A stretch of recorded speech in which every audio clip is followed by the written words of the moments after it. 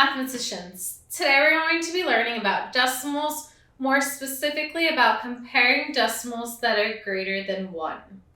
Before we begin, let's first go over our equality and inequality symbols.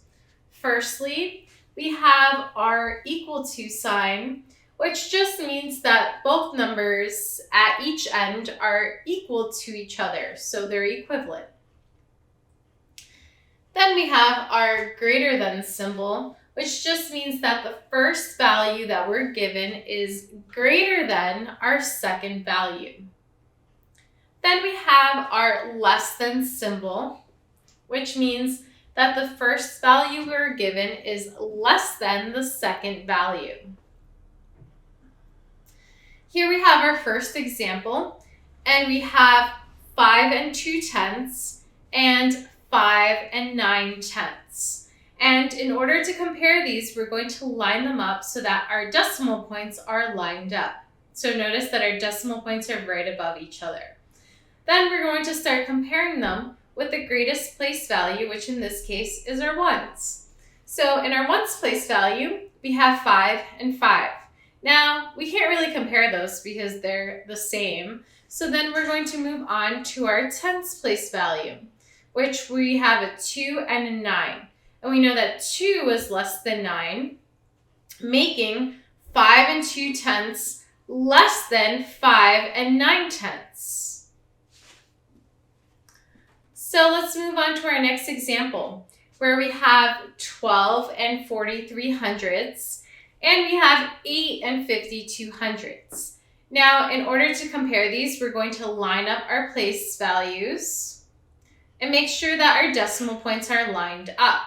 Now, we're going to start with the greatest place value here, which is our tens. And notice that we only have a 1 in our tens, meaning that 8 52/100 does not have a value in the tens place, automatically making 12 43/100 greater than 8 52/100 because the first number has a value in the tens place value where the second one does not, and our tens place value is our greatest value.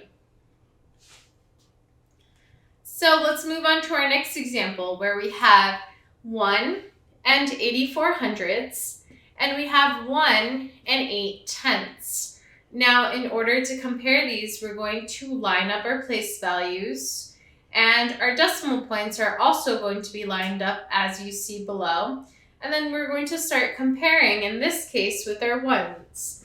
Now, notice that they both have a 1 in the ones place value, so because they're the same, we're going to go to the tens place value in order to compare. But both numbers have an 8 in the tens place value, so we're going to move on to our hundreds place value, where we have a 4 and nothing below it. So what we're going to do is we're going to add a 0 as a place value holder so that we could compare. Because 1 and 8/10 is the same thing as 1 and 80/100. Now we can compare the 4 and the 0, and 4 is greater than 0, making 1 and 84/100 greater than 1 and 8/10. Right? So let's move on to our final example, where we have 5 and 900,000, and we have 5 and 9/10. In order to compare these, we have to line up our place values, and that makes our decimal points lined up. And then we're going to start comparing with the greatest place value, which is the ones. And in this case, we have 2 5s in the ones place value. Because that's the same, we're going to move on to the tens place value. And here we have 2 9s, so that's the same. We're going to then move on to the hundreds place value, where we have a 0 and nothing below it. So because we have nothing below it, we're going to add a 0 as a place value holder, and 0 and 0 are the same. So we're going to move on to the thousands place value, where we just have a 0. So we're going to add a 0 below it as a place value holder. And notice that these two values are exactly the same. And that's because 5 and 900,000 is equal to 5 and 9/10.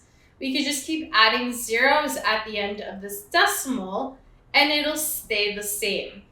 And that's it for comparing decimals that are greater than 1.